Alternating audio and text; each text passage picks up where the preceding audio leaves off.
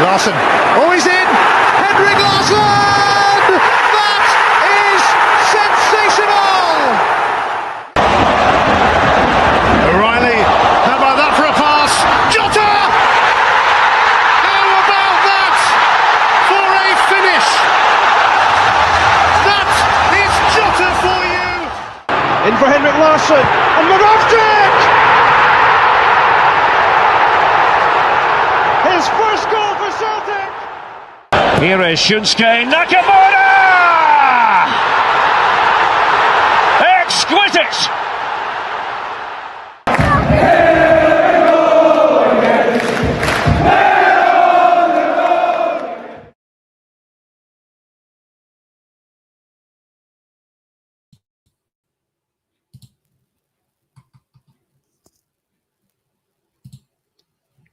Good evening, folks, and welcome back to the Celtic Unrestricted View. I'm JP. It's Monday night. It's the match day plus one, should I say? I'm getting mixed up with my days here. Joining me on tonight's episode is my good man, Mr. Ryan Clifford. Well, Ryan, obviously, a wee bit to get through, mate. Before we get into it, obviously, Wilfried makes his debut as Celtic manager. It doesn't go to plan. We end up losing the game. A wee bit to get through, but first and foremost, mate, how are you? Hope you're well and hope you've had a nice weekend. Aye, nice and fresh. More than I was last weekend, so I'm all good this weekend. Neither the devil juice in my system this weekend, so we're all good. I kind of wish I maybe was on the devil juice after watching that game yesterday at the end up. But no, listen, I'm all right personally, so we're all good in hood that way. Hope the viewers are well as well. But yeah, mate, it's no great. Like you said, we've got a lot to get through tonight, obviously, the game, and Nancy came in and obviously what inspired in the game. And again, there's going to be some different opinions in the comments. Fans will have different opinions, and that's obviously what happens when you get beaten. People come in, new manager comes in, new players. It's always going to happen when you get a defeat as well at Celtic Park. There's always going to be different opinions. So, but yeah, I'm good, mate. Hope you're well as well. And like you say, mate, there's a lot to get through tonight, mate. Yeah, I am well. Thanks very much.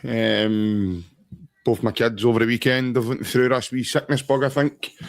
My wee man had a turn on Saturday night, and then my daughter ended up vomiting as well. So hopefully it's just 24-hour bugs, and they're back to normal as the week goes on. Bounced about tonight though, so aye, they're definitely. Definitely, I think they're getting back to normal, etc. But no, the weekend flew in for me, Ryan. Always does in my world, mate. For some reason, I don't know why. Just everything's 100 mile an hour. And then obviously the game yesterday. I was at Celtic Park yesterday. Me and my dad at one point thought we were going to have to go to the shed and bring out the old canoe and get us down to the game instead of the motor this time. Thought I was going to need to get a rubber duck snap out again, man, and go for a swim. But that was torrential rain. And then obviously the game kicks off. Before we get there, I want to say a very good evening to everybody that's tuning in with us across the platforms. I hope yous are all well. Hope everyone's had a lovely weekend. We'll come to some comments and then we'll get into the nitty-gritty stuff. Tio Isaac, good job. And Jem, evening JP, Ryan and the chat. We've got Sean Taylor, evening lads. Barry Boy 40, good evening. Mark McDonald, hail, hail.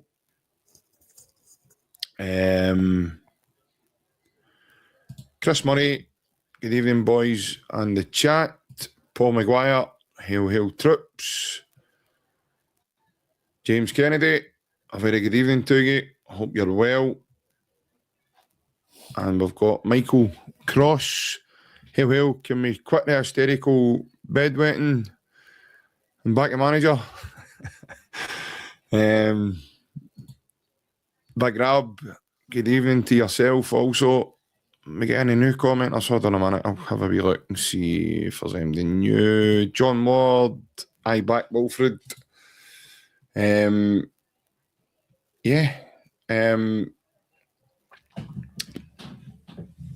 Well, first of all, before I go anywhere,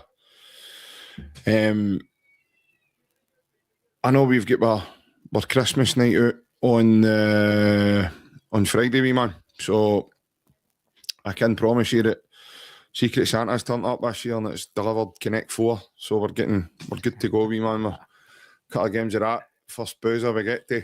But all kidding aside, mate, I'll let you kick us off, Ryan, before I give my thoughts, obviously. I know, obviously, due to the day job, mate, you got to watch a game on the TV. However, you weren't there in person. But like we says, Wilfried Nancy takes over the team. He's only had a couple of days with the team. And then, obviously, that was his first game yesterday. So what was your thoughts on yesterday? I'll not say a big spiel to start, mate, because obviously we've got a lot to go through, but... Jeez, it's not like it. Disappointing, mate, I would say, to say the least. Frustration as well. Sound like James Tavernier. I know, I actually did, to be fair. That's my few times this year now I've said that. So, I would say I was pretty frustrated, mate, end of the game.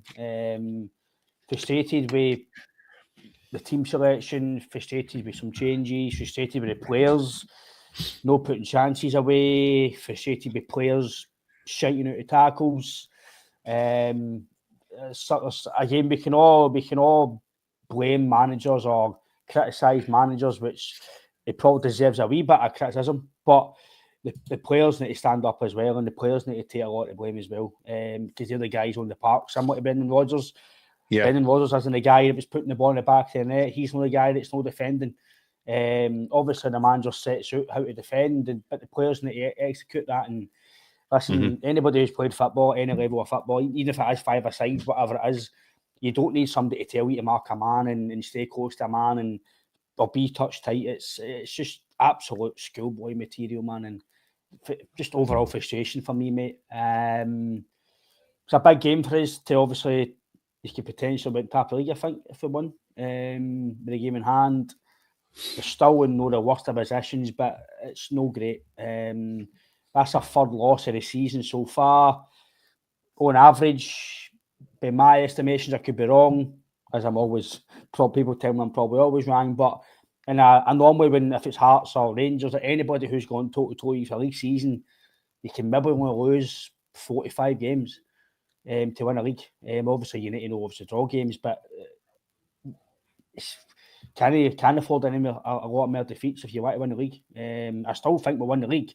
I'm no qualms about that, but we can't be dismissive. Jeez, man, I thought we were going somewhere different with this conversation there. The way you were kind of headed there, you kind of brought yourself back there. No, it's just frustration, mate. It was a big game for us. We're still not the worst of positions, but that was a chance to kind of put a statement out and kind of start pedaling away a wee bit. Again, I need to hold my hands up and say that I didn't dismiss Hearts, but I thought just because of the new manager bounce, the way we've kind of been playing in terms of changing a wee bit from when Rodgers O'Neill came in, I thought we'd have really took over Hearts on Sunday. We kind of did in the first half, but second half for me was no good enough. And overall, mate, end of the day, I know we can create chances, but end of the day, you need to put the ball in the back of it, and Hearts were clinical. And for me, mate, that's the end of the day. Hearts were clinical, me, Burnley. Yeah. Well, obviously, on approach to the stadium and stuff, when the team came out yesterday, and I was looking at it and I'm going, what's he doing here? It was the way that the lineup came out. It was like Nygren was up next to the goalie and Maeda was in the middle, and then we were away down here and it was like Callum McGregor, and it was just the way it looked, and it kind of it kind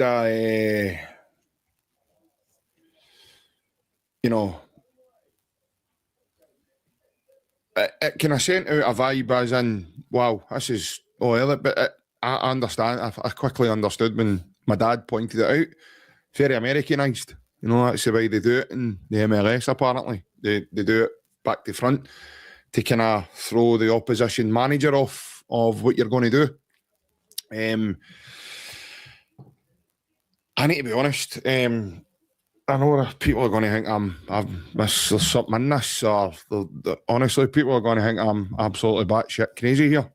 But I was really happy with the way we played. I thought we played really, really well yesterday. I understand, the overall result wasn't good, and we made mistakes in the game that ultimately gave Hearts the 2-goal lead. But the football we played, it's probably the best football I've seen in about 2 years. Like, wow. The tempo we played at, everything was faster, quicker.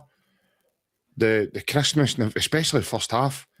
Yang looked unbelievable, by the way. He looked like an absolute machine. The way that he was getting on the ball and then he was dragging runners. The boy Harry Milne couldn't get over a halfway line, right? And he was one of the guys I highlighted in this podcast before we actually played them at Tynecastle for the damage that he caused over at Ibrox. In terms of his height, his physicality, the way that he played, he couldn't move. And, the way we set up, the kind of box midfield that we played with McGregor and Engels interchanging, they were moving. Hatate was then rotating over, and then you had like Nygren coming in as well. They two were ultimately their number 10s at the top of the kind of box shape midfield. The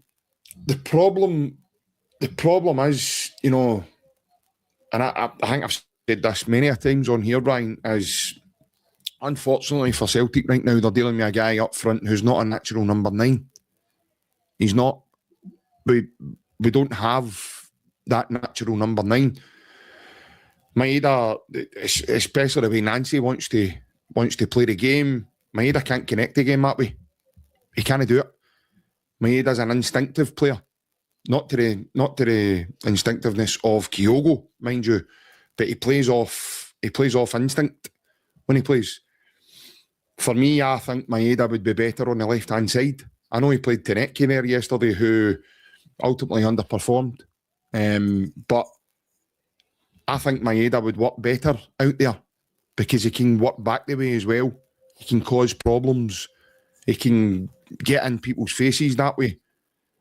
He's not a number 9, Ryan. See, when you're looking yesterday, Nygren's wanting him to come short, he's running long. And then when Nygren wants him to go in there, he's coming short. But you're trying to connect the game and you can't because there's a block there. Hearts had 4 players across their 18-yard line every time we were there.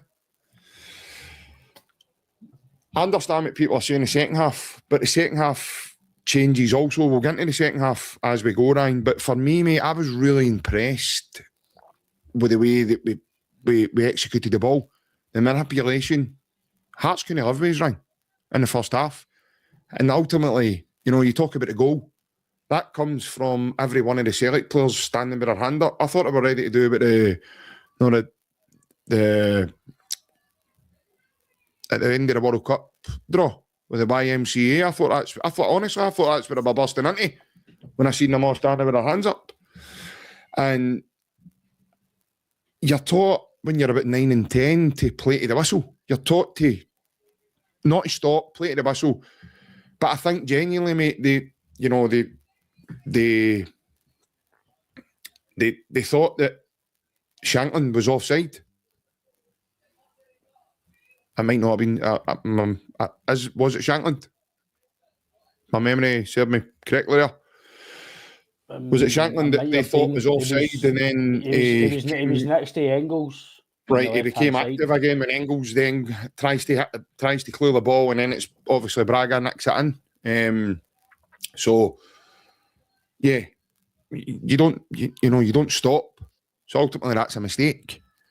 Overall, mate, I was quite pleased with the way we were. We could have been 2, maybe 3 up before Hearts get that goal in the first half. That's just unfortunate. That's a mistake was made to give them the lead. We didn't. And I understand how it looks overall, Ryan. But for me, mate, maybe again it's just me and the way I look at things. I'm not frustrated. I was frustrated that we never scored the goals that we had the chance to score. But I don't get angry. I'm not raging. No, it's one of the ones that, right, okay, we had an opportunity, but it'll come back round, and these things always they always seem to do, mate, for me. Aye, the up front were absolutely, as one of the commenters says, Michael Ross, were absolutely toothless. The end products, nowhere near the quality of Celtic. In the summer we spent, including Yamada, Barlet-Wisha and Tanecki, about £11 million. And the three of them right now are not good enough to play with Celtic, it stands in my opinion. This is just me. Yamada, maybe harsh to judge him, but as soon as he was signed, Ben says club signing, he's not played. O'Neill didn't play him. O'Neill didn't play Barlet-Wisha, and Martin didn't play Tanecki really. So for me, that's not down to them. Maybe no, that's not down to the managers, because if two managers are not playing you, really, that's not really saying much for you. Barlet-Wisha, again, I don't know. Again, he didn't go in the park. He tried to chase the game. Tanecki, flatter to deceive, doesn't really look a goal threat, just does his wee fancy flicks and fancy tricks, takes too many touches. You're at Celtic, son. You're not a team that's just messing about. You need to be direct. Listen, as much as it sounds daft, and I'm not his biggest fan, Yang's played better in the last two games as Celtics are made to this season in terms of the way he plays. His team selection for me was baffling. Why he's come in and totally changed it. I understand that managers have got a way of playing, a philosophy, etc., etc. But I hope to God he's no like the Man U manager, where he goes, no, it's my system, it's this, it's in, that's it, and I stick with it. Aye, that's fine, but you need to adapt. You need to adapt to the players, and you need to adapt to the game as well. He didn't change the formation during the game. I know he went there with McGregor. He went there with McGregor 3 or 4 times to try and get him mesh. That for me again, I don't know if it was a language barrier. I don't know if he couldn't get across to what he was saying because of the atmosphere. I don't know, but your captain, I think he explained that, didn't he? He explained that in his interviews with him. Was the BBC one he done? But to come here 3 to 4 times and explain something, that for optics, it doesn't look good. Doesn't look good that your cap's having to go there 4 times to understand what you're trying to put a message across.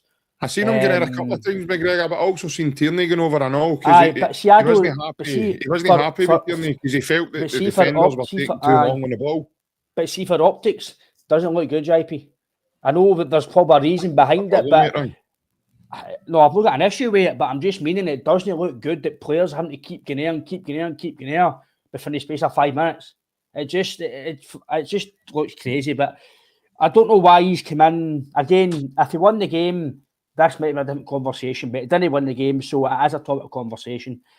I'm not Luke McKibben's biggest fan in terms of taking us forward, but he's been doing all right out the right-hand side, even though he's not a winger. Yang's been actually doing all right, considering he's come out the blue, and he's put a left mid to right winger, to right fullback, wing back. By the way, he might have just found his position. Listen, to be honest with you, right, he worked hard. He was defensively pretty decent. He actually put his foot in, right? But it just doesn't make sense leaving a guy where we've actually been pretty productive in the last few games with him and Tierney doing that side with Shirachi, and then he moves it there. He basically didn't play with wingers, but we've spent. It's for me as well.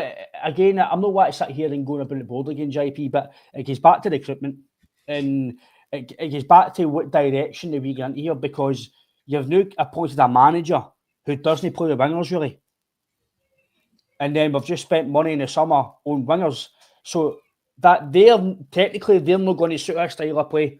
So whatever the plan was in the summer, they've not even planned ahead for future events, because Nonce doesn't play with wingers. The false winger, shall we call it? That's the way it seems like he plays. So guys like Tanecki, Yang, they're not going to get as much as you think.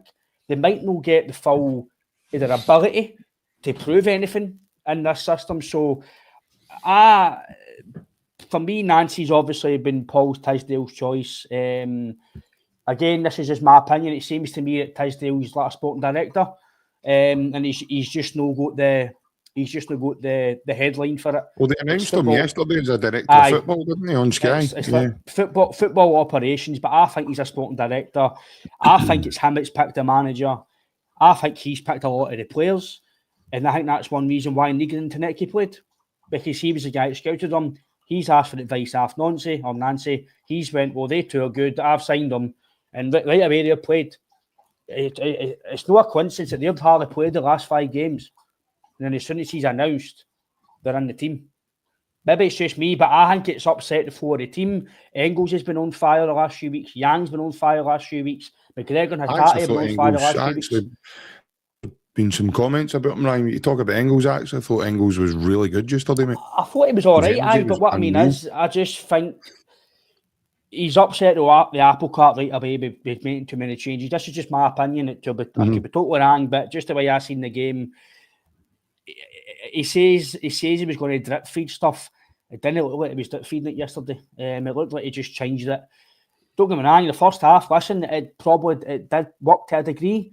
At the end of the day, we didn't win the game, so you've got to go back on that. And the second half was really poor. But the goal, I'll let you back into the goal, mate. But the goal for me, the first goal, is absolutely criminal beyond belief. They players are absolutely criminal for that. And if they're not getting a ball in the dressing room for that, then that's worrying. As you says, mate, you play to the whistle. You're taught that as a young kid growing up. You even need to be in an academy to know about that. You're just in general, you play to the whistle. It's the first thing you do. It doesn't matter if you think he's offside. The referee's not going to blow it. The flag's not going to go up until after the play's done anyway now. So why are you stopping? And then McGregor and Trusty are soft as shite in the middle of the box. There was about 5 or 6 players with 2 or 3 Hearts players in the middle of the box, and the goal, mate, for me, I just set the tone for the rest of the game, to be honest with you, JP, the second half. The first goal, mate, I don't know what you feel on it again. We can delve into it a bit, but that's poor, mate. That's absolutely criminal. Guys at that level, it's criminal. Yeah, no, listen, we touched on it, obviously. That is poor. But again, mate, goals breed confidence. You know, we've had 3 really good chances before that even happens. If they 3 chances are buried, Celtic Park's bouncing yesterday, and we're all in the flow, and because by that point, mate, we were dominant. You know, I want to show you obviously something that I came across yesterday, and this is off of Sky's official page. I mean, look, there you go. So we had 72% possession to their 28, 15 shots at goal, 5 in target, and 8 off target. We completed 731 passes to Hearts' 280. Now, if you remember the game at Tynecastle, Hearts actually played through us, Ryan. They actually played around us and through us. I know there was errors made in there, like with the lad Dane Murray, and Kobe Donovan made a few as well. But they played through us, you know. Yesterday, thank you very much, Nord Celts. Hope you're well, pal. Cheers for tuning in and subbing as well. But I thought at one point, Ryan, Celtic were going to have to chuck another ball in for Hearts, because their players were chasing shadows, and that was due to the box midfield. Now, you touched on earlier there when you started chatting there, you touched on about, you know, you personally feel that the manager changed, you know, quite a lot in quite a quick succession. I am so glad that he's made the change, mate. I think certain people are afraid of change. I know ultimately the result doesn't reflect well yesterday. But like I says, mate, these chances that are created, if they're buried, we're on the night talking about a different thing altogether here. Do you know what I mean? And that's a different outcome. Look at Van Engels. He does it right at the goalkeeper. Right in the middle of the goal. Come on. So, no, I agree with you. The defensive mistakes that we made yesterday were really bad, and ultimately it cost us. But the tempo that we played at, Ryan, And that was the thing as well, even right up until Tierney's goal, Celtic didn't stop batting the door. But what I felt did happen, especially second half, Ryan, I felt that the game became a wee bit broken in the second half. Hearts were really, they were really making it stuffy, getting in their faces, drawing fouls. The boy Harry Milne, for me, should have been sent off the pitch. I'm actually really, really bewildered as to how Maeda stayed on the pitch. He had 2 blatant kickouts due to pure frustration, mate. And nothing, he wasn't even cautioned for it. A really lucky boy. But again, mate, you mentioned you mentioned Tenecki. He had a really bad day at the office yesterday. But again, Ryan, he's playing a different position. He's only had a couple of days of working with the manager to come in. Again, he's not been in the team either. But I can understand why the manager's done it. He's got a bit of pace. He's, you look at the one that a great ball for, I think it was Callum McGregor, it floats it at the top. He pulls it down in his chest. All he's got to do is cut across the defender, Ryan, and he's 1-on-1 with the goalkeeper. Either that or the defender's pulling him down, mate, and we're getting a penalty. If that's Jota's got that killer instinct to go direct at goal, i.e. digging it, or he's pulling that down and going towards the goalkeeper to try and maybe dink it at him to finesse it. Overall, I think personally there's plenty of positives that came out of yesterday. Will Wilfried Nancy have learned a bit? Of course he will. Of course he will. There's this big thing getting made now, and I thought Sky done well yesterday and try to make a bigger deal of this. When he's over, he's pulling the guys over and he's showing them with the board. I mean, my God, imagine Celtic signing a manager who actually carries a tactics board with him. Is that not his job? Is that not what he's supposed to do? All managers might be different. They might, is that not his job? MLS, it's not something. Well, that's what I'm saying. This isn't something new. A manager that's actually been proactive and showing players what he wants them to do. My goodness, what have we bought? What have we paid for? What? Imagine Celtic signing a manager that wants to show his players how to play, or the way he wants to play. How dare he? Oh my goodness! Like the media coverage this has been given is people would think it was alien. We tried to get back into the game, but the emotional reaction for all this is mental, Ryan. After one game, here's a comparison, and I've been wanting to do this all day. Ange Postecoglou came into the club, and he was unknown, similar to Nancy. Had won things, similar to Nancy. Been in a different country, similar to Nancy. But he had a full pre-season, mate, and lost 2-1 to Hearts. With the team. This guy's only 2 days. With the team. In theory. And probably been on a training session, cut of training sessions with him. In 2 days. Ange had a full pre-season, more or less. And brought players in as well over that pre-season. So, again, but Celtic, for me, Ryan, hasn't had proper harmony for the summer either. That's been looming over the club since probably we rejoined pre-season and came back, and then obviously, we had the demise of Kyra, and we see that early on we could see Rodgers wasn't happy. Things were happening with the board, things off the pitch, the fans. The club's not any harmony. So this guy's come in, and I'm really glad. Do you know what, Ryan? I'm really, really glad he's changed things. I'm really glad he's done it now, because it would have been dead easy. And for me, it would have been lazy management for him just to come in and go, do you know what? We're just going to continue what he's doing. Even though he's only winning 1-0 and still complaining about the performance levels. We beat St Mirren 1-0, But everybody was going, but we played shite. No. We beat Dundee 1-0 the other night and everybody was going, that wasn't great. But the majority of guys on about me are like that. His performance level is unbelievable. And we never won the game. You know? Do I think the players will be better for it? 100%. 100%. Aye, they made mistakes. You know, in the comments tonight, there's some people said, but, you know, we're lacking up front. And I agree. We're playing a guy that's not a natural number 9. There's the first problem. And I know he had a great season. He was scoring goals last season. Mark my words anew, I'm not a gambler. Alan's in the comments. You're sitting here with me. You know, gamble responsibly. Anybody. You guys know a bit more about betting than what I do. I'll bet anybody right now that Maeda does not have another season like that ever again in his career. It was a freak season. With the amount of goals he scored over 30 goals.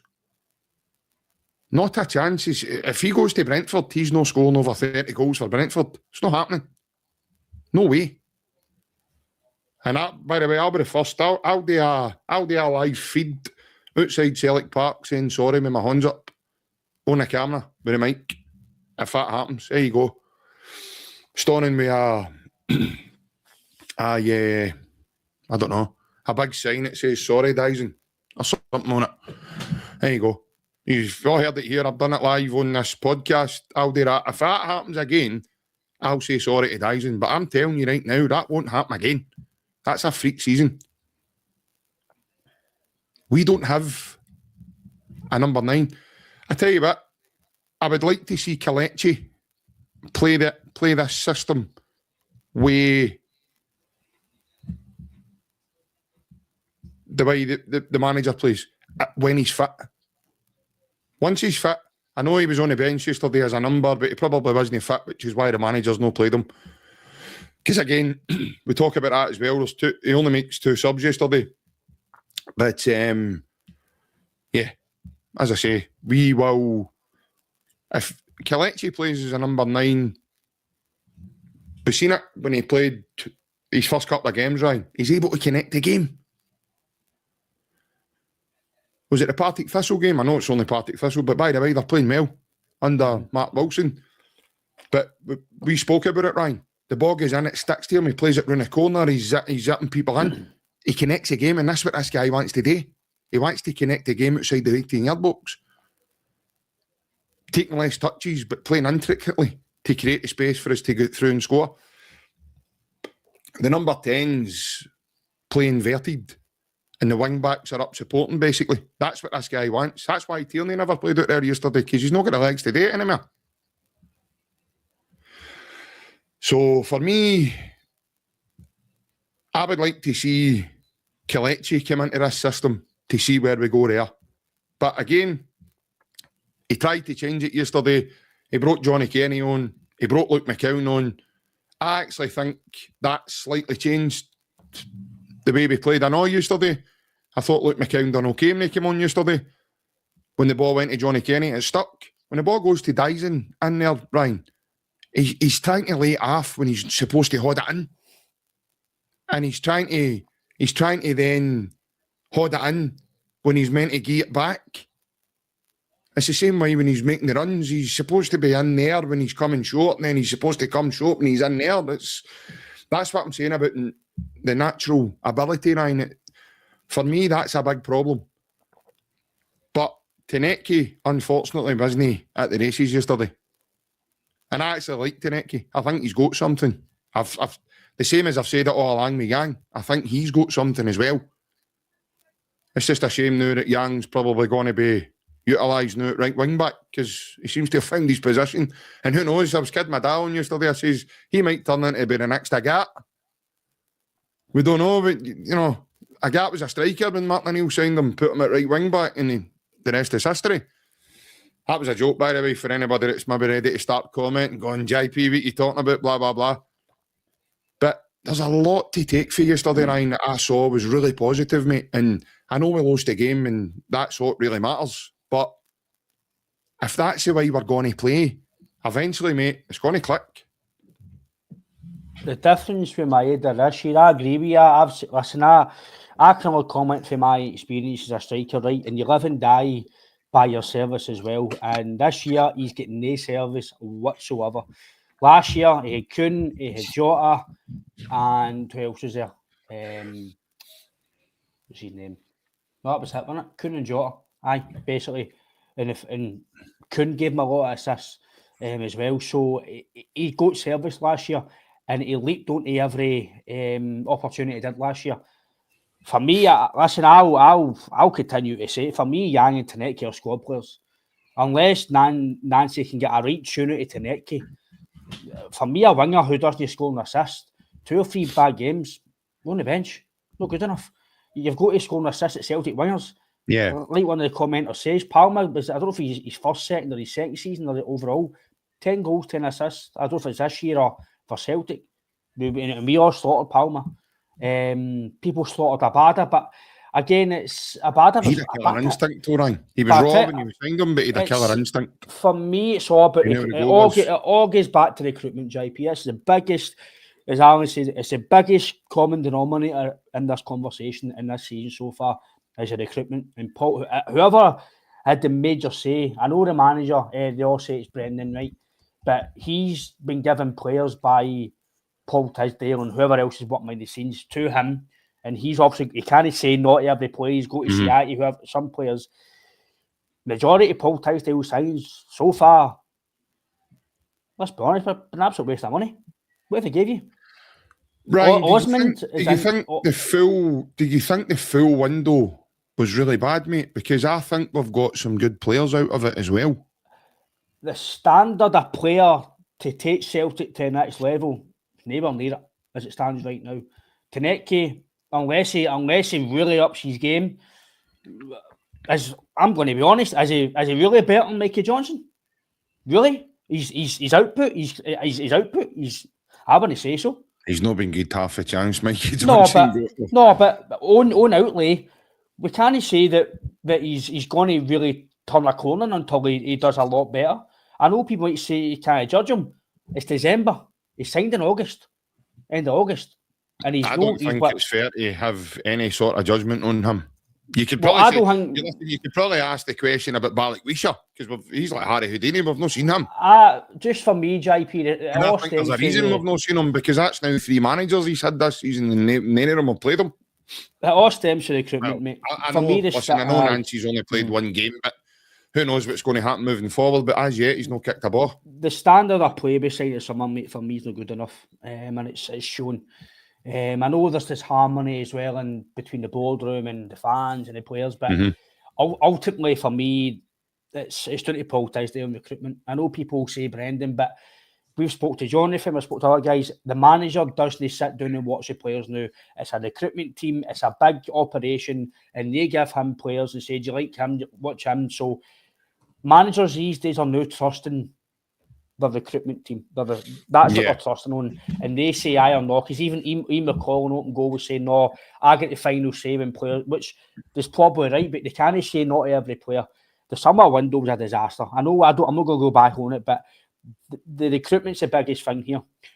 But Johnny Kenny, there's talking about Johnny Kenny, right? There was an instant in the second half with him, right? He done really good to get the ball up the park. Where was his support team? Nobody was up supporting him, and that's laziness. It's desire. It's fight. It's hunger. Nobody's where's the urgency to go and get a goal? He's taking us up the park, and nobody's next to him. That's the level of player that we've signed to come on and help and play. It's listen. This I still think to win the league, right? It's got to be a slog in my opinion. And January's so big for us; it's unbelievable. Not just for this season, but for longer term.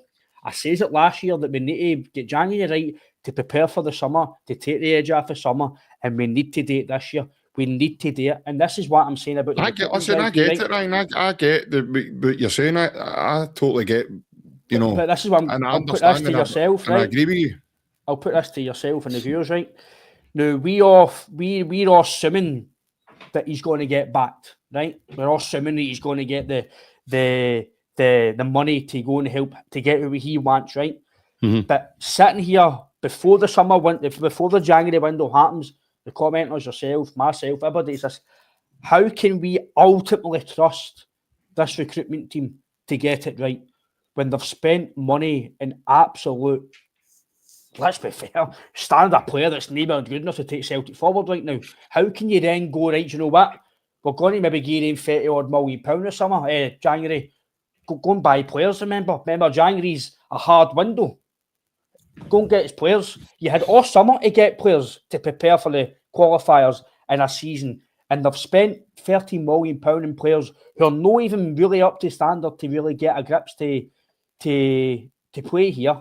Simpson Pusey's no kicked his bum here yet. There's other guys no playing. It's the recruitment's the biggest thing for me. Listen, we can blame the manager for the way he played, and I'll touch on that as well 2 seconds, but the players ultimately are not good enough at the standard that we want to play to this. Rodgers wanted and what Nancy wants and what we expect. We might win the treble, right? We might win the double, right? But it doesn't mean you can't criticise players for no taking you forward and etc. etc. Domestically, the players they're all right, but is all right really good enough for Celtic? I think we're saying guys are doing well or they're doing decent because we've not had a good start to the season compared to guys like last year, the year before. But guys like Johnny Kenny, JP, when you go on your bench, Ian Hatchell, even the new, when you go on your bench, when you had Kyogo, Jack, I know I'm going back here, but the standard of players, mate, that we have got, and it's frustrating me. I know you're saying you're not frustrated, right? But no, I'll give you a reason why I'm not frustrated quickly, right? I'll give for anybody that's wondering why I'm not frustrated. Just I know everything that you're saying, Ryan, right?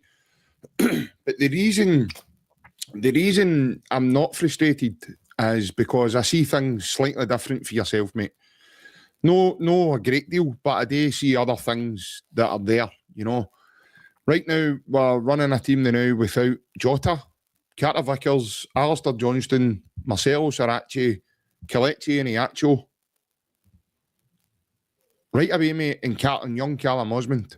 Right? So right away, now I know Callum Osmond, out of all of them, we've not really seen a great deal of. It's probably the one you could say, right, okay, but he certainly showed a lot of promise.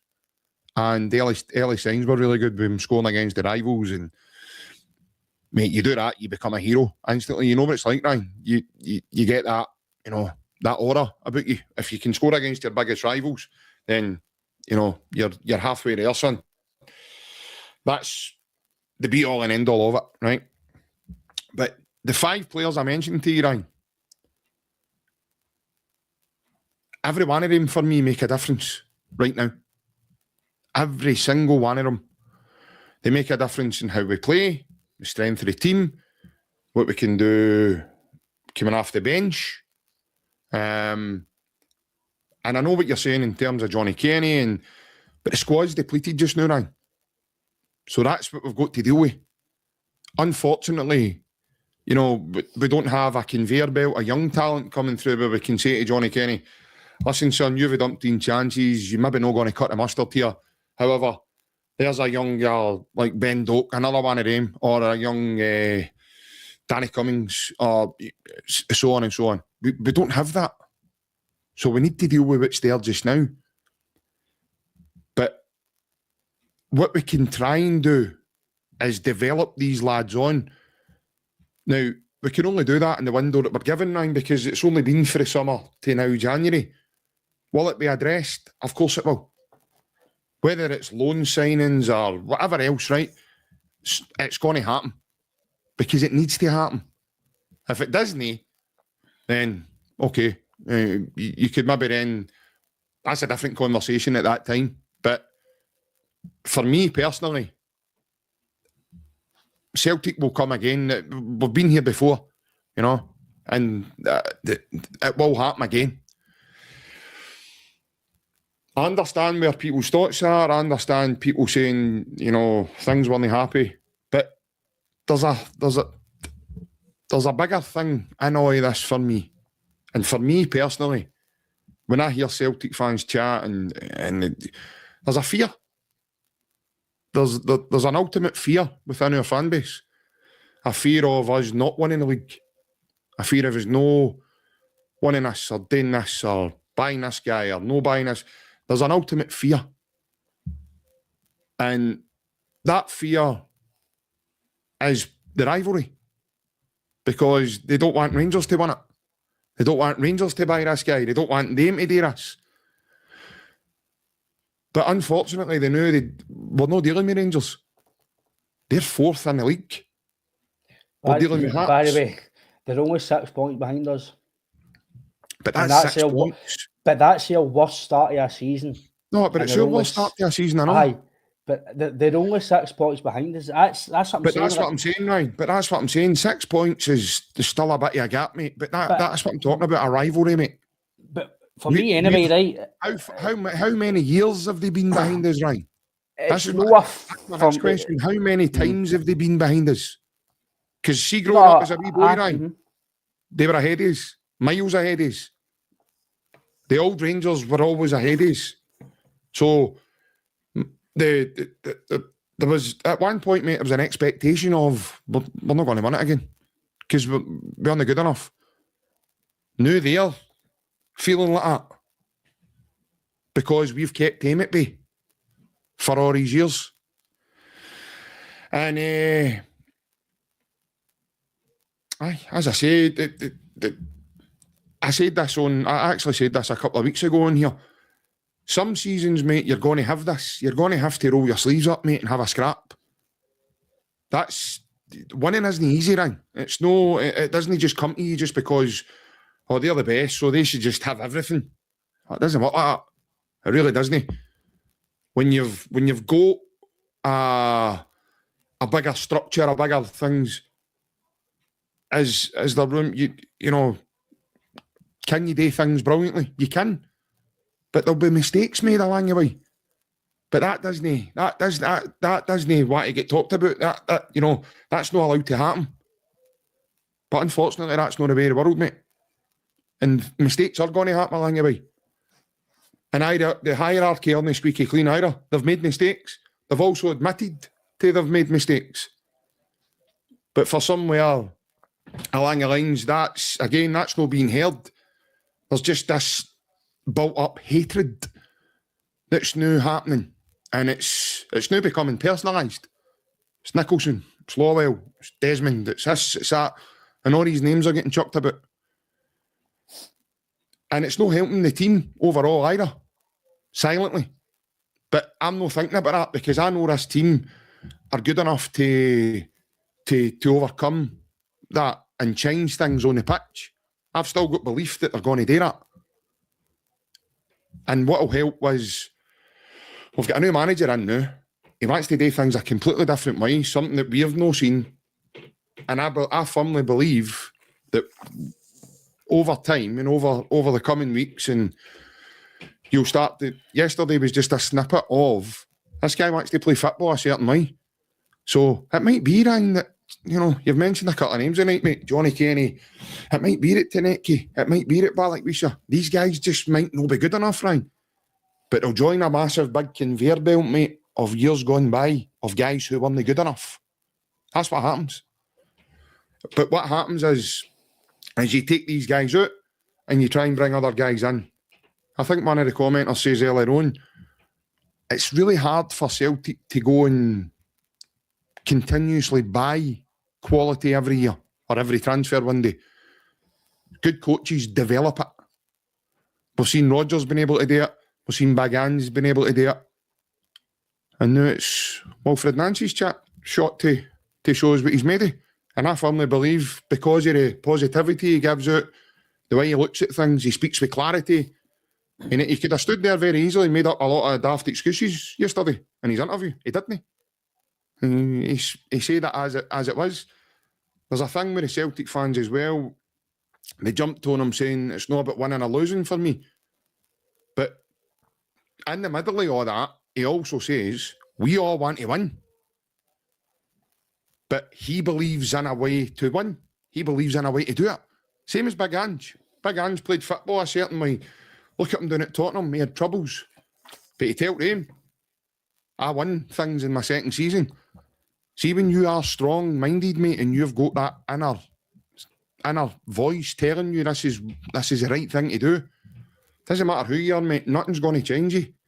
Doesn't matter how much noise is coming from outside or even in within beside you. When you've got that belief, and I think certain fans need to just broaden their horizons a wee bit and go, do you know what? This guy's different. He might not do things the way normal managers do. He might not wear a suit and a shirt and a tie.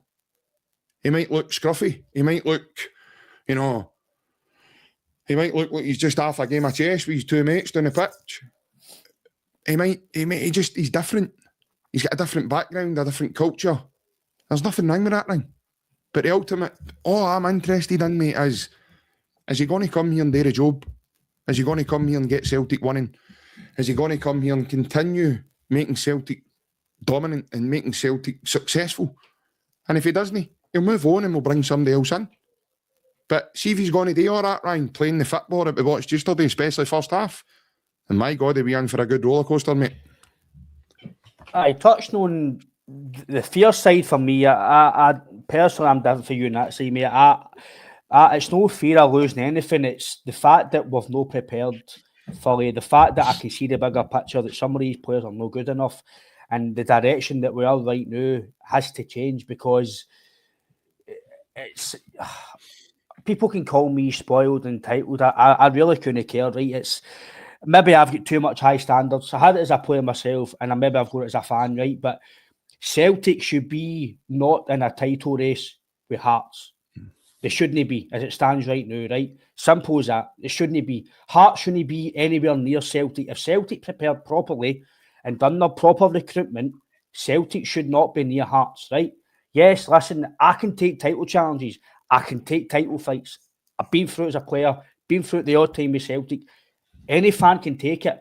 But see, when the club standards drop, the recruitment's no good, and the things are dropping, that's the difference, because you can see we shouldn't be where we are. Listen, you can be behind, but it's just that the way we're playing certain parts of the games, certain the players. I do agree there's positivity in the first half, 100%, JP, I agree with you. But what I didn't get is, and I'm no somebody that normally says this, now I don't believe in all this unbalanced carry on, right? But he played three players at left, three left-sided players and a back three, and he upset the two centre-backs with Scales and Trusty. He put Trusty to the right-hand side there, and he had the ball all the time, which meant Hearts had control of Celtic's midfield because he passed forward, and he's no a ball-playing centre-back. And he wasn't playing the ball forward quick enough, and Hearts basically nullified us when that happened. So that's what I didn't like. This is what I'm saying about he made too many changes. I think he will have potentially, if he gets his players, it could be a really good season next 6 months. The football could be good. We could score on 3, 4, 5. But personally, I think for the game there yesterday, the game on Thursday, and the game on Sunday, I would have stuck with what's been happening the last wee while, made the odd wee tweak. How do you do that, Ryan? How do you stick with the players in games of that magnitude? How do you implement the changes if you're no what's the word I can use? If you're coming in as a new coach, how do you drop in your changes if you don't do it right away? Because you can drip feed it. You don't need to do it right away. Especially after 1 or 2 training sessions, to just go, right, lads, see what you've done the last few weeks. Right, you're going to play there, you're going to go there, we'll go there. Whoa, wait a minute here, we've done all this fight. As much as I think they should be capable, they're professional players, but good players adapt quickly, Ryan. I say that all the time, right? And by the way, the first half, there was enough conviction there for me. But, like I say, with the chances we created, mate, that there was enough conviction there to say that, all the gear is there. As much as he played well, right, Kieran Tierney's not a centre-back. Simple as that. Kieran Tierney's not a centre-back. Ryan, he's not got legs to do it no, anymore, so but where does he do? For me, he's not a centre-back, unless Nancy's going to play him there and mould him into it, because he has played there for Scotland. Fair enough, right? Do you think he's going to have to, though, because of his fitness issues? See, I know he's not played 90 minutes every game, but he's played the majority of your games, JP. He can't get up down the pitch anymore, Ryan. He's not got the legs to do it. I actually thought he played really well yesterday. He was excellent. But Do you know what Nobody's talking about that though. No, I know. They're all I was talking actually going to about mention it to you because after we spoke about this, because I thought it was brilliant yesterday. It was as if that was targeted as well. Did you not notice what was happening? So he was going up right against Shankland as a blocker, and Scales was winning the header. So it was like Scales was coming up above the two of them to win the, and it happened more than once. And I thought that's working really, really well. It's like Tierney's, he's working well as a blocker, like trying to be physical and against Shankland. And Scales was, like I says, I've called him a big giraffe half the time because his big neck just gets up above people and manages to get his head on things. But it's a new system as well. But for me, Ryan, I don't think Tierney's got the legs anymore, mate, to like Sriracha to get up and down that pitch. He might not have, and I get your point with the players missing, right? But we're Celtic, JP. Our subs should be better than Hearts. Some of Hearts' players, Aberdeen's players, Hibs players, and ultimately some on the JP. It's as simple as that. Some of your subs potentially won't even start for Hearts now. Johnny Kenny when he start for Hearts now. Never near it. Bragg and Shatton shit at the top of Johnny Kenny. That's where Ian Natural no fully fit yet. He's hard at the boss, even when O'Neill was here, when he's back fit. For me, it's all about recruitment, mate. It's January's massive for us. If we get January right, then everything will be all potential hunky-dory to summer, and then you need to prepare for the summer. But I know what you're saying and fans are saying on the comments that it's a new system. Exactly. So you don't just go, right, lads, new system, boom, here we go, it's party time. See if you get a new worker. You don't fill in, see in my job, right? The new worker doesn't get everything flung at them in the one shift or the two shifts. You drip feed it in, you train it on the job. That's what you should be doing. You don't ultimately just change, go, right, here we go, boom. You've done full free for the last 4, 5, 6 years. Here we go, free to back, let's do this and do that. I've got a wee photo here as well, right? So this was from... I've already said that, John, to be fair. I don't know when you tuned in, buddy, but I've already mentioned my header not being it's quite small, right? Line. But that was the average position of yours, right? Just on the game yesterday. And Mastick's on the middle of the park, right? Which for me is concerning, and I hope that's not going to be his full tactic because that's going to get his... What bit of that are you concerned with?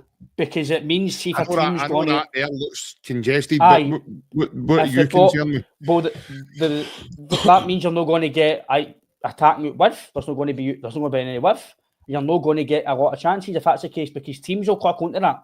If they know that we're going to play that for the middle of the park all the time, if it's wide or in the middle of the park, teams will call onto that, JP, very, very quickly. So I hope he's going to adapt. If it's once he gets his players who are used to the system, fair enough. Listen, I've no qualms with a new system. No qualms with it at all. But drip feed it. Again, it all goes on the result, JP. If we win that game, we're all probably saying, oh, yes, love the system, love the feed back, brilliant. But ultimately, we didn't win the game, so it's going to get spoken about. And I know what you're saying about we struggled to beat Dundee, we struggled to beat Hibs. It wasn't great. I agree with you. I'm the same. I wasn't happy with Dundee. The performance wasn't in the second half. But ultimately, we won the game. We won the game, and that's the biggest thing. I'm big on performance, but as long as you win the game, right? When the thing is, Ange lost his first 3. Aye. As well. Again, I'm looking... And again, he was trying to bed, but he had a full pre-season. I'm not going to compare Ange, to be honest with you. I'm just going to compare Nancy coming in and doing what he's doing. No, but by the way, he's had 2 days to work with the team. That's what I'm meaning. But that's what... maybe it's just me, mate. Again, I might see that for other people, but I just think... The results, I mean, again, I was saying that you boys, we never played well against St Mirren. I just don't know why... He says he's been watching us, right, and stuff like that. But he's clearly not been watching us fully because if he had the common sense, the intelligent guy that I think he is, and the manager that I think he could be, or he has been, you don't change it right away, mate. Yang's been playing decent on the left-hand side with Tierney and Tanetki. He plays him then right wing back. It doesn't make sense. Negan and Tanetki have hardly played. Not really doing well when they've come on. Apart from Negan's goal, he's fine. Engels, they've all been playing well. So why upset it right away? That's because what I don't get it. If he's been watching for a distance, he saw versatility, and he needs players that can play in more than one position. But it doesn't. But it's anything. Let's just say anybody's work. A boss doesn't come in and go, right, we're changing it on in one day. That doesn't make sense. I know what you mean. But it's Mike. the same I know thing, what though, you're saying. JP. But he's not come in and just went. He's not come in and went. Right, we're changing it on in one day. No, but that's the way it looks. So for the outside, it looks like he's went right feet back. That's in there. No wingers. Whoa, wait a minute here. Yang's been doing well out on the left. He's been doing it round the right. He's doing all right there. Engels is getting there. Engels' position. Engels is playing at left back at one point. Yang was our last man at one point. Yang was also high and wide right and spells. He was in the box. He was getting crosses across the box. Me personally, I think he got his team selection wrong. I'll be honest. As much as it would have worked because if the players don't get wrong, it would have worked by. We'd have spoken about this. It worked if Maeda scored and Engels scored, but ultimately we didn't win the game. By the way, Maeda misses two glorious chances in the first half before anything's even. And if that happens, then we're talking about a different game. I still think it's a huge gamble that he done for doing that. And he says that he's been watching his JP. We'll see if he's watching us. He would have continued a wee bit with the system that's been played, the players that have been played. I'm really glad they didn't. I'm really glad they didn't, mate. Because but this is what I'm saying. He's been brought in to change things. I know what you're saying, right? But I don't want him to be similar to the Man U manager. I'm sticking with this. It's my team. It's my right. But you need to adapt in certain games. You need to adapt to the players. We have, in my opinion, we have not got the team to play the system he wants to play with the players. Scales, Trusty and Tierney in a back three against Roma on Thursday. Listen, we could go and get a brilliant result like 5-0 and I could look silly. But if we play feet to back the way he's won today and the form at Roma are doing no bad now, it could be a long night for us, mate. It could be. It could really be a long night for us. Listen, I get you, but again, that formation set, you know, it might be more suited to a European way. Because I get what Stranger Love Doctor saying. I get what you're saying, but you don't change your full ethos into something in the space of 1 or 2 days. That's absolutely nuts. Not going to just be. That's the way Celtic are now going to play. So but you don't just do it. This is Sunday was a massive game. Thursday's a massive game, and Sunday's a massive game, right? Yeah. No, 100%. See if we get beaten Thursday, right? And just say you don't win the cup final on Sunday, he's going to get lambasted for changing it right away. I totally get he's one. I totally get that he's going to change it. I get it. It's his system. He wants. Yeah. Does that feed it? Don't just go right. Here we go. Free to back. Players have. You've seen somebody play the second half. They were like that. Ryan, I don't think that's him fully changed it, mate. You've mentioned something key tonight, mate. He's going to probably want to bring his own players. He probably have 1 or 2 in mind, right, that will come in and maybe help the team. So I don't think that's him just completely changed it. It just, again, mate, I don't think it's anything to do with a system. Because the system worked well in the first half, mate. We take 8 chances, mate, with 3 up before Hart score. So again, you know, the system, for me, it's nothing to do with the system.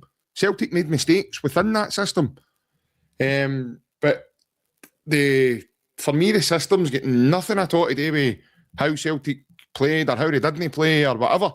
Because they played well. I walked out of the Celtic Park yesterday going, my God, man, I hope that's the way we're going to play moving forward. But I know what you're saying, really right? But we didn't win the game, though. So no matter how well we played, how much possession we had, it doesn't matter because you've not won the game. And that's the flack he's going to get. It's all right. See what he says, right? And his pressers, I know what he's saying. You know what he's saying. We all understand what he's saying and what he's tried to say. He said it in a roundabout way that I can understand. Whoa, right, big man. By the way, Russell Martin said something when the exact same when he came in. He got lambasted for it. But because it's Nancy, we can't say anything because you're Celtic manager. No, I know what he's trying to say. But you need to remember, you're in Glasgow here. People are going to cling to everything you say. The press, the fans, the media. Say it. Run about why. Don't say what you say because it looks stupid. I know what he's trying to say. See this. It's all about the performance. But winning's no important, but we need to win. Things like that. Don't come out and say that. I get what he's trying to say. He did say it. I know, but what I'm saying is, you know what I want to say. I know what he's trying to say. So do some of the fans, right? But so even some of the things he says in the press, I'm like, big man, you can't say that here. Like, there's certain things you don't say in the. Like, I'm just saying this to help him, because you know what Mayor's like, JP. As soon as Russell Martin said one bad thing, or Clement, off the right on him. Brendan says one thing, boom, right on him. I don't want that on him. I want see the difference, get. right? Do you know what I mean? This is the distinctive difference right now. I know you've mentioned Russell Martin there, right? This is the distinctive difference for me, right? He's tasted a defeat quickly now as a Celtic manager, and he's not a daft guy. Do you know what I mean? He'll know that wasn't the greatest of results, and he's certainly got a lot of people in the dressing room who'll help him along with that, like the captain, and you know, certain conversations will have maybe even already took place before me and you are sitting here chatting about it. But the way he handles himself, Ryan, tells me a lot about the guy. See with Russell Martin, Ryan, very quickly in his first interview, he looked rattled. He looked like a man that didn't want to be there. Couldn't get away from the guy quick enough that was interviewing him. Even his first presser, everything was rushed. This guy's really poised. He's really calm. He engages with people that he's talking to. He gives detailed explanations into his answers and the way he talks. And I'm really, I don't know if it's just me again. Maybe there is something in this. Maybe, I don't know, something gets slipped in this when I wasn't looking. I don't know.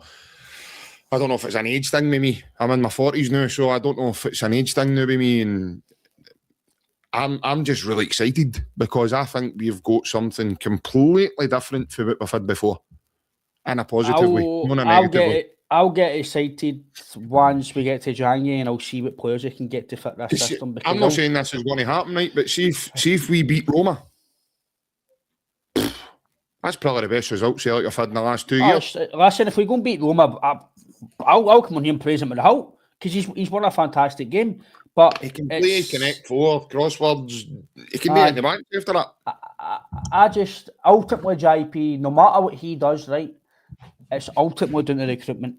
That's the biggest. It's the biggest common denominator this football club, or any football club. I was saying that yesterday. Barry Boy 40. He's flung the players into the deep end to see how if they would sink or swim. By the way, I know they lost the game. They've no sank for me. I get what Barry's saying, right? But is it really a week? Is it really a week to do that though? Big game against Hearts. Big game in Roma. No, but maybe I'm like you. I maybe see things different. But I just think. See again, Ryan. You're talking about Konecki and Maeda. See if we had a number 9 like a Giakoumakis or somebody in there, mate. We're talking about a different game. See, I don't think. I'm being honest. I know this might not get popular when the houses here. Even Big Adam Eder would be a better option through there. Well, to hold that Johnny Kenny anyway, aye. Well, that's what I'm saying. I think personally, when I'm talking about Eder before the left Celtic, maybe no, it's not worked out well for him at Swansea, you know, and we know that.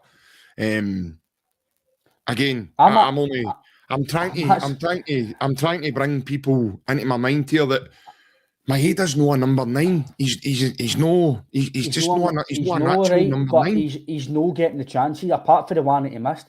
He's no getting the chances, man. He's missed a barrel load, man. No, I mean, but he's made some himself though. He's no really get. I'm being honest. I don't. Like doesn't want to be there. Ryan, see all this half-hearted. Ryan, see all this half-hearted shite, mate. All this what he run and then he stops. See when he sprints, he stops and then he. There's one thing I want to touch on, and I noticed that done, man. There's one thing I want to touch on is no matter what manager you are, that you can talk about the board, whatever. See players. So I'm going to put a $5 or whatever in the spare box here. See players fucking shiting out of fucking tackles. I think I'll need to a score, man. I'll probably need to say it again, but see players shiting out of fucking tackles. Getting paid 20, 15 grand a week, pulling out of tackles. JP, it's not on. It's not on, mate. It doesn't matter if it's 5-a-sides, amateur level, junior, League One, league. It's not acceptable. People pulling out of tackles. That's you as an individual. And some of the players, by the way, people might not like what I'm saying here, but some of them are shite bags. They don't want to go and put Konecki didn't want to go and get the ball, put a tackle in. Even there was one point, Hatati put his foot away. Yang put his foot away. It's not on, mate. I don't care how good these guys are. Even McGregor, the one in the box pulling at his tackle. It's not on, mate. I can accept getting beat. I can accept managers doing the wrong tactics and players missing. That happens. But what I can't accept is players getting bullied, out-muscled, no tackling, pulling out. I can't stand that, JP. And that's mentality as well. That's you as a player. We can talk about tactics, the manager, but see that rifles me up to the hilt, mate. I can't stand it. No, listen, I get you, and it frustrates me as well. But unfortunately, it's part of the game. It's it happens. No, it does happen. We look at Devlin, right? There's games that we look really physical, and we look, But again, mate, there's guys in that team who are no rare, like CCV and AJ. They're stronger guys than. I know what you're saying, but but see a football player going for tackle and making, but that's just I just don't. If you don't fancy a tackle, it's. I get what you're saying, right? But see, like guys, like as much as it might, by the way, he's actually a good season. The boy Cameron Devlin's tackling, hassling, trying to get in people's faces. He's no pulling out tackles. He takes a yellow card. He'll do somebody. The boy Harry Walton, by the way, for his persistent fouling yesterday, he's to been off the pitch. Aye. That's probably should have my header if the kicks are looked at properly as well. Pork chop's right about in terms of the challenges. I understand that Scotland and Celtic that you're going to come off worse with your tackles, and you might not get protection for referees, but it doesn't the way they're officiating up here and all, man. The VAR, I know. I didn't why talk about the game. So here's the threshold. You talk about the VAR, right? There's the threshold. So we play Hibs at Easter Road. The ball comes out of the tap. Liam Scales doesn't really know much about it. That's his on. I know. He then gets booked for the fucking same thing. There's another fiver for his word, yeah. But that annoys me. No. You then look at Diamandi, pulls the boy back. Okay, it's borderline on the line, but then it continues into the box as well. It's criminal. It's a clear penalty, and this is what I'm saying. And by the way, they've actually stopped the game to go to VAR to then go, we're not going to do it. There was an instant slightly before that. I was busy on Saturday. I've actually seen this back in highlights. There was an instant right before that where Raskin pulls a guy back blatantly. He's not even cautioned. I text you in the chat about it. He didn't book him. Diamond done the same. This is what I'm saying. The threshold. Now Harry Milne he caught Young late. Young skinned him and he caught him late. And fair enough, say like card. But he must have done about 4 or 5 after that. And the ref's going like that right away all the time, giving it. And the crowd are, they're wanting him sent off. They're wanting a guy. And fair enough, that's what happens at football. The crowd get up and everything else. But, Maeda does that and on, he kicks it. And I'm going, you're kicking people at the wrong time, me man. We want you to kick people when you're going for the ball. Not just blatantly kicking out at people because you're frustrated that you've missed 2 Gary Glitters and all. So, 2 blatant Gary Glitters, me man. Look at the one he missed against Dundee where he hit the post. It bounced off the post, nearly hit my motor. I don't know on it, but this is what I'm saying. He was through the goalkeeper. The two in the Kairat, I know. I could get back to them. Listen, you're right. This guy is not a natural number 9. He's not. That's Kyogo. See yesterday, Ryan. See that's Kyogo. That's 2 goals. Maybe when he was with Celtic, that's 2 goals. I know, but I'm talking about in his form when he was with Celtic. He scored a hat-trick against Young Boys before we sold him. I know they were all offside, but he buries them. That's 2 goals, Ryan. We don't have a natural number 9 in there. But again, this is what I'm saying. See, and I understand that. Callum Osman was showing promise. He could be hit. Okay, the boy got injured at a really bad time for us, I know, because we were just getting, the energy was getting up on about him, and the acoustics were getting louder, and everybody was all happy with him, and we wanted to see more. Even against Midtjylland, he came on and made a couple of things happen. He got a penalty. Then the one he actually tears his hamstring. Brian, he's winning that ball. See the one he's running, he's been doing that. The fat defender's panicking like hell.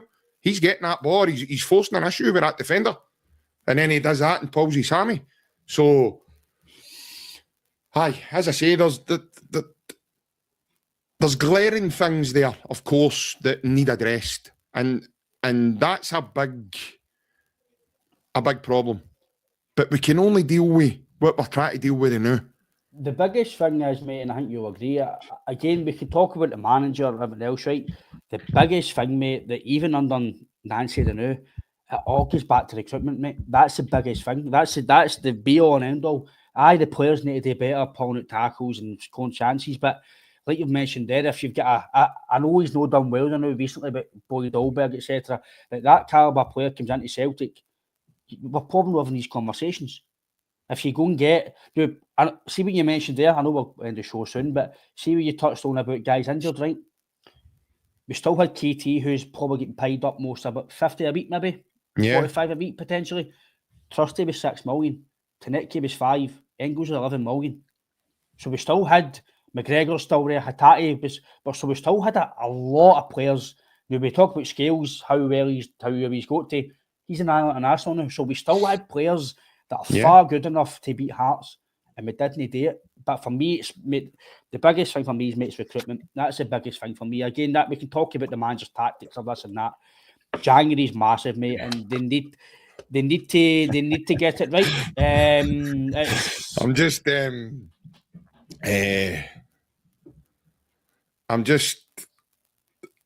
I'm thinking of January as you said that earlier, man, but I'm realising I know it's only a couple of weeks away.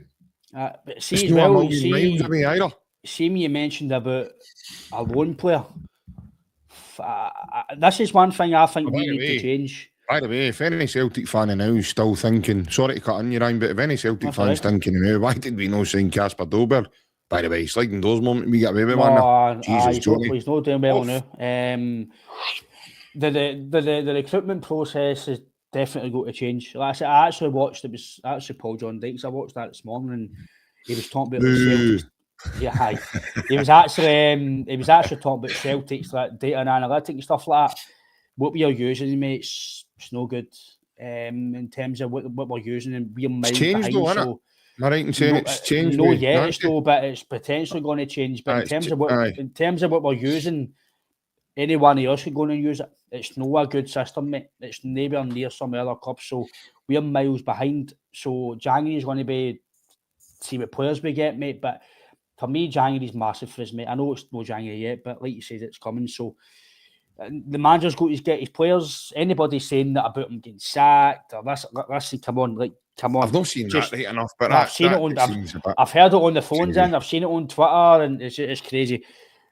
We can judge him in a few months' time. Judge him when he gets a window. I quite like seeing his humour here, but he's not been playing with one eye for the summer. I know. He's probably been playing with his eye for the summer. For me, mate, the biggest thing, it all comes down to, for me, the way we are the new is recruitment. It's the biggest thing, and we'll probably keep saying it after we get beat or we don't play well, but that's the truth. Even when we've been playing well, like you've said, we've been criticising performances for not playing well. Certain players not turning up, there's no creativity, it's just sideways, backwards. So, listen, overall for me, it was just disappointing, mate. But he's got a big game on Thursday, mate. If you go and win that, I'm not saying you forget about Sunday, but it gives you a good momentum into the cup final on Sunday. And listen, what an opportunity to go and get a victory in it's a major stage to a degree. His first game of Europe for Celtic, so hopefully Celtic Park's packed out for him and we can get a good result on Thursday. Yeah, I think that's the beauty, and that's something Wilfried will learn as he goes now in the week's gathering coming up. That's the beauty of Celtic, right?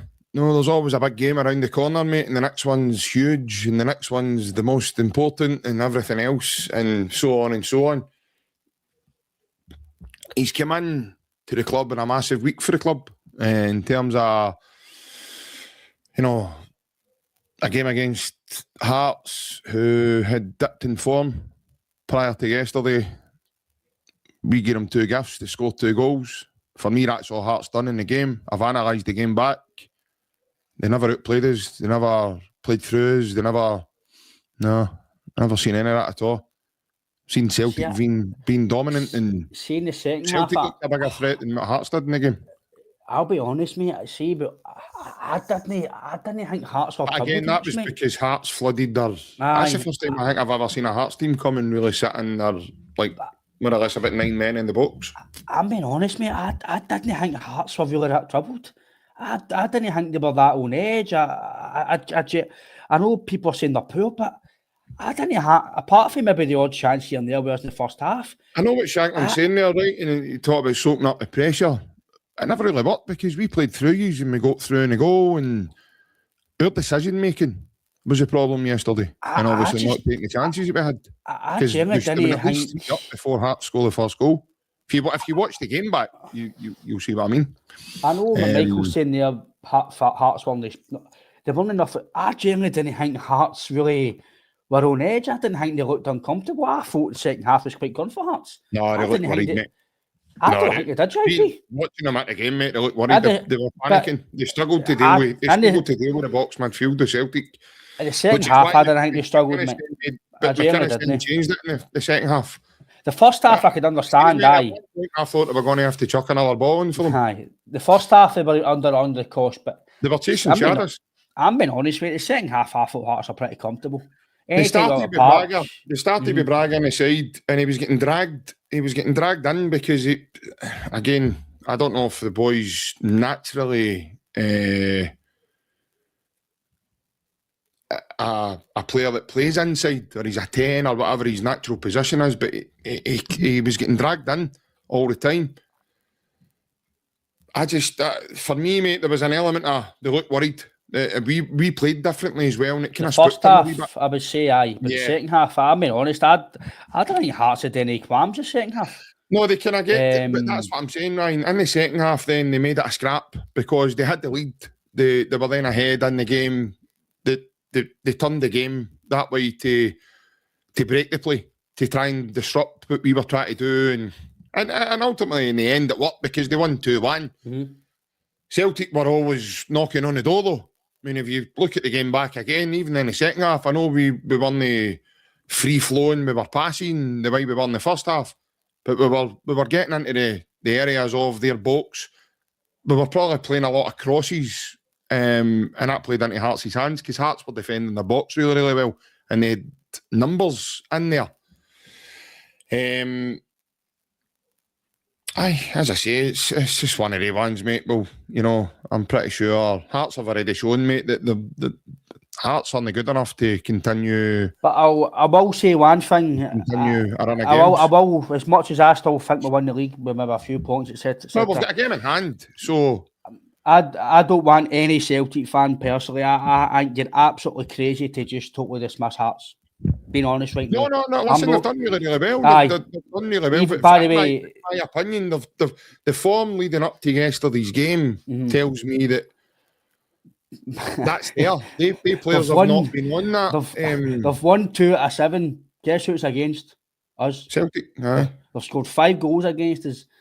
Listen, they've done well. You've got to tip your hat. You've got to tip your hat to them to an extent there, Brian. Because I've been involved in football all my days, mate, and I've talked about it all my life. You've got to tip your hat to them as much as you maybe don't want to, or this might come across wrong or whatever. You've got to go, right, okay, they came and defended well. They did. They defended their box well. And they scored 2 goals due to really bad mistakes Celtic made. But that's the name of the game. You try and make the other team make mistakes and you need to capitalise. And at the end of the day, that's what that game's going to be remembered on. So I gave it Thomas Shane. Hearts didn't come and outplay Celtic. They never came. Like I say, Celtic were the dominant side. Shatton's right. They're no used to it. Thomas, she might actually tail away. But one thing is, after beating Celtic twice, Celtic have lost 3 games They've so also far. Beat Rangers as well. That's what I'm saying. As well, so. Celtic have lost 3 games, right? And this is just my opinion.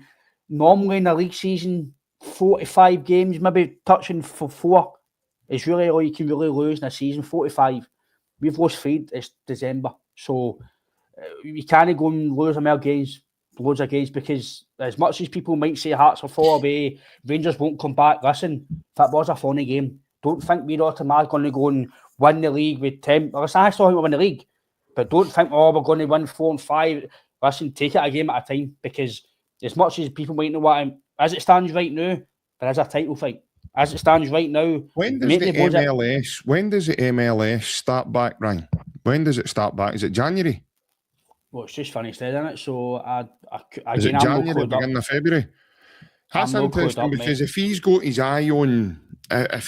eye on maybe one or two, that might be an easier transition to get them in your January Monday, because if their season's no started, I think the January window will be key for us, mate. Listen, because some people of the might players say, will have had a rest as well. aye, They're not coming, you know, I think we'll battle ready. you'll probably get one or two players in January. People, this is one thing I think you'll see if mistakes are learned, JP, for the CEO recruitment. I'm expecting one or two players in for the first few days in January. 100%. If they've been listen. Man's going to No, stand at the airport, checking all the flights coming in. no, but Right, see hold on a minute.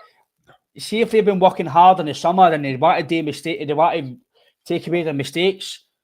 Don't sign all your signings in the last week of the window. Then we need guys in. Listen, we play Rangers in the first and the 3rd of January. 3rd of January. We don't know what points total is going to be till then. That could be a very, very important game of your season. Very important game. So January's massive, but I'd love one or two players in before then. Every game's a cup final for us now. Aye. But no, listen, I'm still really confident we'll go win the league. But one thing we can't do as a fan base is just ultimately just go, Hearts win the league. How? Leicester win the league. I know it's different strategies, but do you know what I mean? I wouldn't dare write them off, but you can't write them off. You can't write them off. What have they showed us? We've seen this. Twice. I know they've beat us this season twice, but what have they showed us?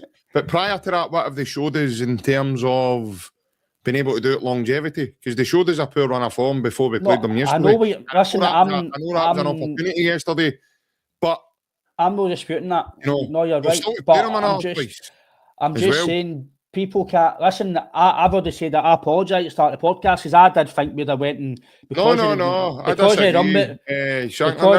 mate. I disagree. The media hype on you now and everything. Like I say, you are now Real Madrid, now Scotland. So you are, no, there's definitely a media, but again, it's because people want. No, you might not have lost, but he's lost a 9-point lead on us very quickly. People want Hearts to win the league indirectly with drawn games or whatever. You still lost a 9-point lead. There's going to be media hype because they want split. They want the two teams to be split. And listen, see if Hearts win the league, as much as it's not going to be good for us, for Scottish football. Wow, Jesus Christ! How's that happen? So that's what they want. Ultimately, January's going to be key for us. Wilfried's going to get his players, and I'll have a chat with you again, Shankland, in May. I'll see you in May. I'll do a Brendan Rodgers. I'll see you in May, pal. But no, listen, I'm still really confident we win. Monday on here, if Monday is enough. Don't worry about that. I don't. That's the thing with me. I never hide where a Celtic win, lose or draw. Still confident you'll win the league because in January he'll get his players once and makes his style of play. But we can't just ultimately go Hearts win the league. Well, listen, the results tell you the league they're ahead of you in the league now. They beat you twice, so don't be too dismissive. Personally, I still think them really, really obviously by far the better team. They won't win the league, Slabin. You're probably right. They won't. But football is a funny game. Don't just be totally dismissive at anybody. Because I was a wee bit It all depends on the January Monday, I know. It all depends on... Because I'll be honest, I said to you... in January and then the injuries for Celtic come back. I mean, I've lined them off tonight. I don't know if you've tuned in, Shankland, but that Celtic side's without... CCV's not going to play the rest of this season, so he's going to be an absentee for them. You've now got Callum Osmond, Alistair Johnston, Jota, Kelechi Iheanacho. Do they guys make a difference for us? They really do in terms of options and the way, especially this system, the way that he's wanting to play. So I think Alistair Johnston, Ryan, just before we go, mate, I think he touched on as well that he's looking into just at the turn of the year, he's looking to be back. He's had his operation now, things are going well, and he's now up to his training levels as well, he was telling us. So that's a good... Because I think he's wanting to give Canada a big boost as well going into the World Cup, mate. Hopefully he's back fit. Again, it's where I'd imagine he might play a wing back under this system. Because I don't think he'll play him at centre back. Well, no, he shouldn't have. I don't know. He's probably good enough, but I'd imagine in this system, he knows the way he's wanting to play. He knows him, so he'll know where his position will be. So obviously for the World Cup, he want to be back. So. But no, I don't know what you think, but where AJ be play. I think he'll be playing maybe the young position that Young's playing. That's what I would say. Yeah. He's a big threat, isn't he? He gets forward well. He reads the game really well. He's a unit. He's physicality level. He's very good. It could also then, depending on, like, I'm going with Young still going to be here within the January window, and he's then not going to move on. I know he nearly went in the summer window, so provided that doesn't happen, it could then free up Young to, like you mentioned earlier, Ryan, to go onto the left. If that's an option that Nancy's going to look at. Who knows, mate? Listen, the world's the oyster. It's a new manager, a new era, a new idea.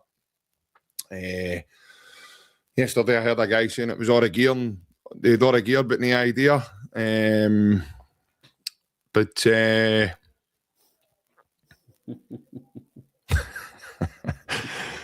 I think most of the Celtic fans will certainly be looking at that. I think Chris Boyd make that comment about the Connect Four and everything else, and I've obviously been jovial. I remember Chris Boyd having to eat humble pie with Big Ange, and he dismissed this guy quite quickly. Said Big Ange would be one of the first recruits, one of the first sort of new recruits out the door first, and he's a bit like Hugh Keevins, Big Boyd. He seems to get more wrong and he does right. But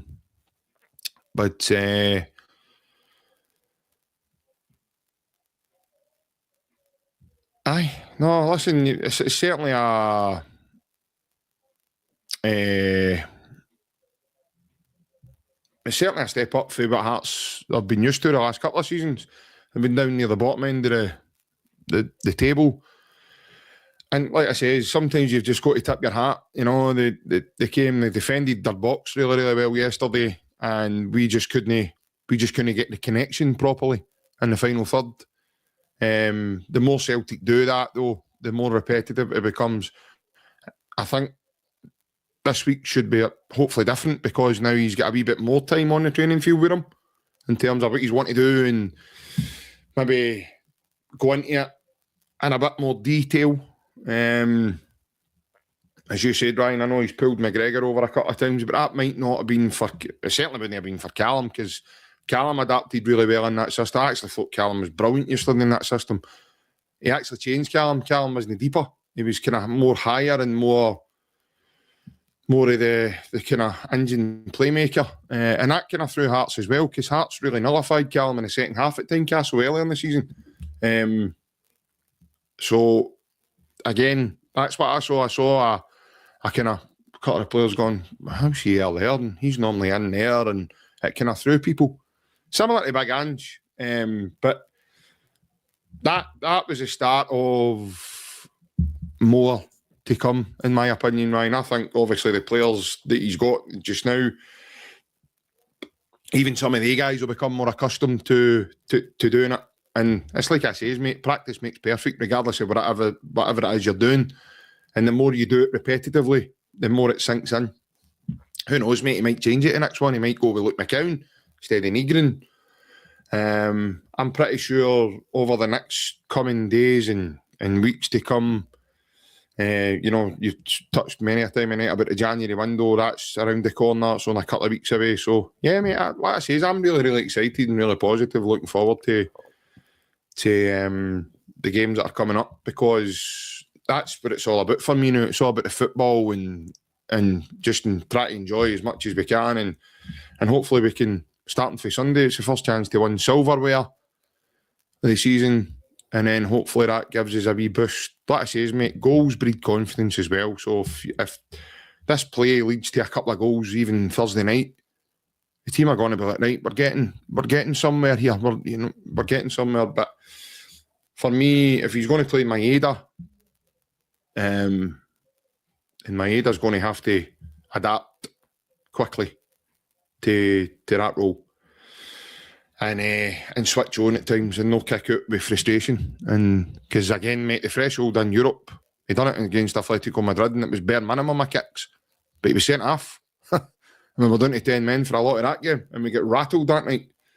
So the threshold in Europe's a lot different for the threshold as domestically.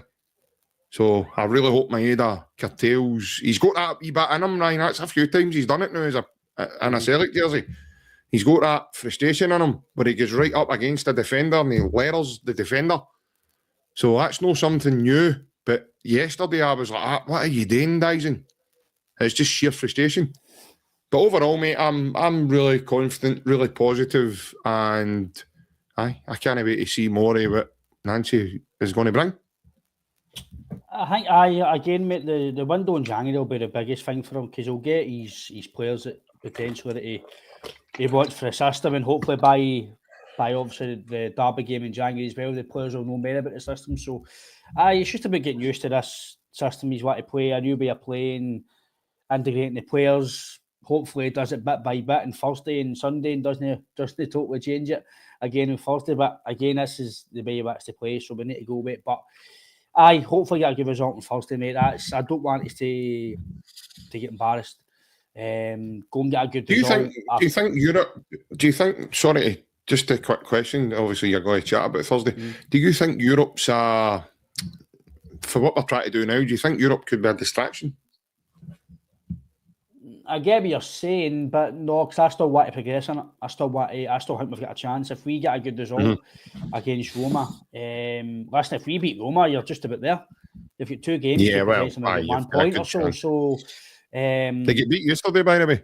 Aye, they get beat. Aye, you're going to beat them 1-0.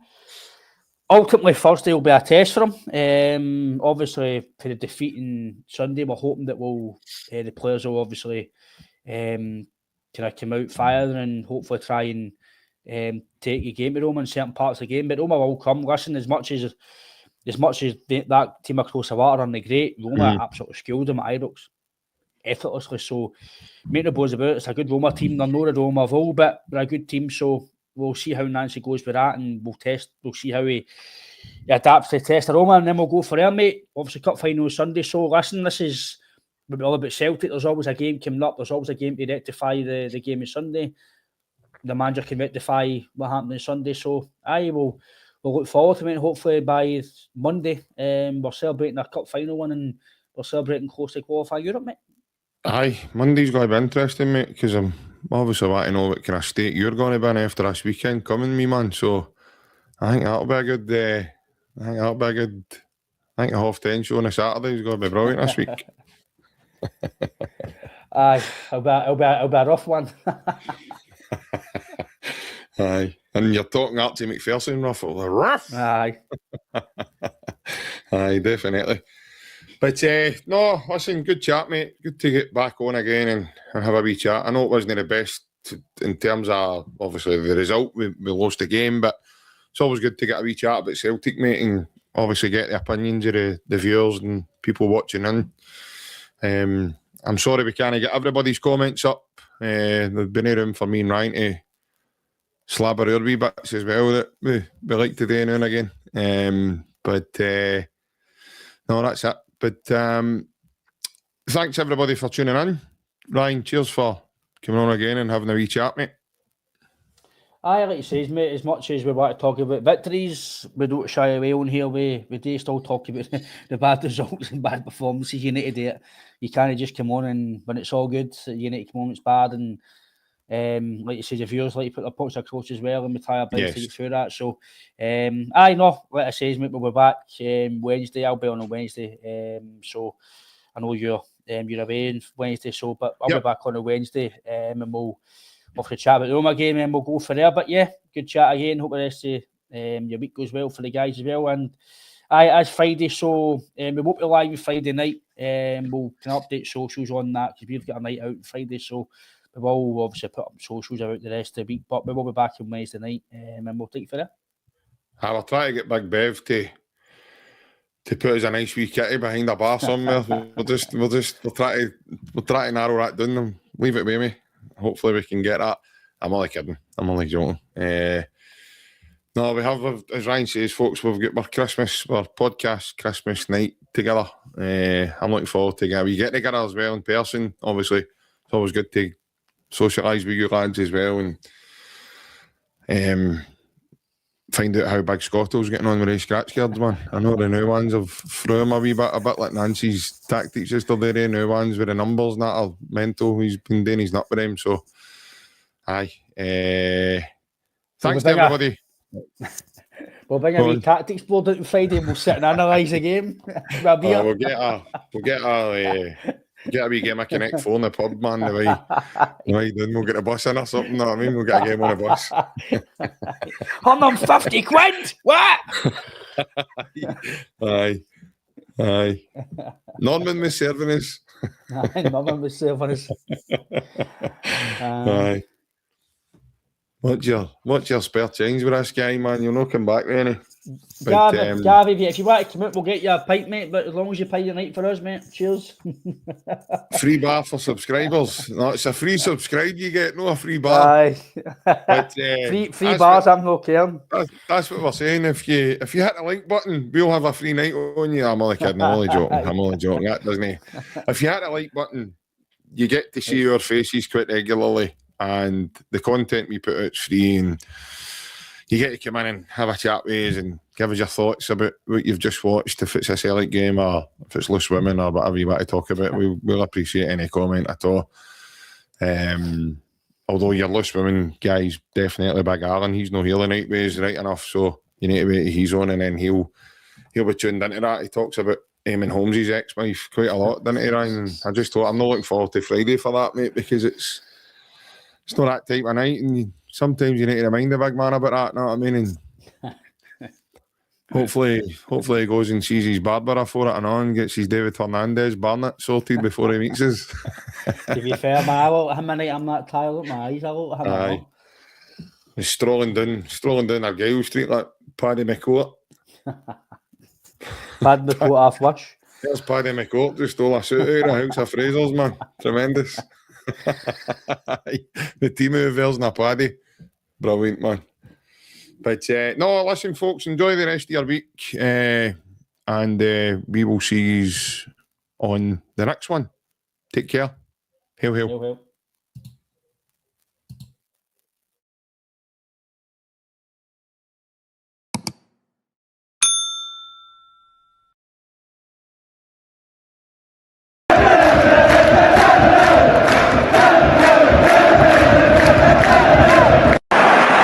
Up Larsson here. Larsson. Oh, he's in! Henrik Larsson! That is sensational! O'Reilly. How about that for a pass? Jota! How about that for a finish? That is Jota for you! In for Henrik Larsson. And Moravcik! His first goal for Celtic! Here is Shunsuke Nakamura! Exquisite!